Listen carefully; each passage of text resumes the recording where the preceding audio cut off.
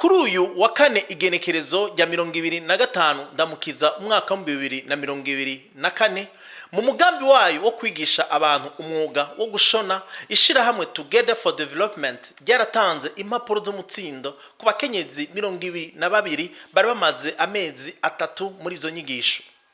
Ubusanzwe aserukira iryo shiramwe imbere y'amategeko aratubwira intumbero y'uwo mugambi.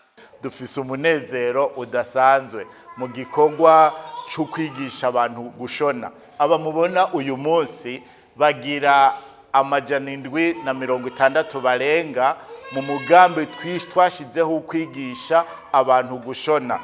Twabonye yuko mu Burundi imyuga mito mito yo bita mito mito bamwe ishobora gutuma abantu bahinduka bakira.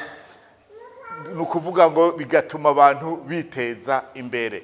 Rero twahimirije abantu benshi cyane cyane abavyariye iwabo, abapfakazi, abamamahura bagiye bagira ibibazo bitandukanye, imfuvyi, abashomere, tubereka intumbero yuko bashobora kubeshaho abantu canke no kwibeshaho bize gushona.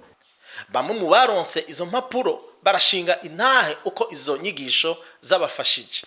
Twatanguye ngaha taki na kimwe jewe nzi niko novuga, nta na kintu na kimwe narinzi no gutera igifungo nacyo narinzi, ariko twaraje ngaha umwigisha aratwakira, aratwandika, aratwigisha ikintu cyose kijanye n'igitayeri.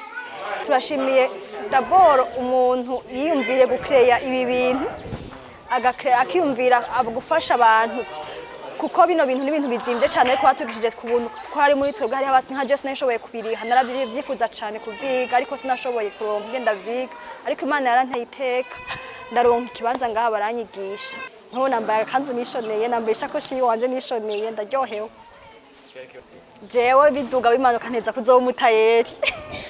Uwo asanzwe arongoye iryo shirahamwe Together for Development birashoboka arahamagarira abantu batandukanye kugira ngo bafate mu mugongo muri uwo mugambi.